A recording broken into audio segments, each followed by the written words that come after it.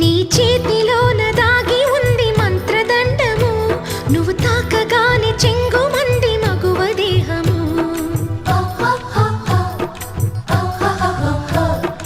ఇద్దరిది ఒకే స్థితి, ఏమిటి ఈ పరిస్థితి? ఇద్దరిది ఒకే స్థితి, ఏమిటి ఈ పరిస్థితి? వలపు గుర్రమెక్కి వనిత చేయమంది స్వారీ, పడ్డానండి ప్రేమలో మరి విడ్డూరంగా ఉందిలే ఇది.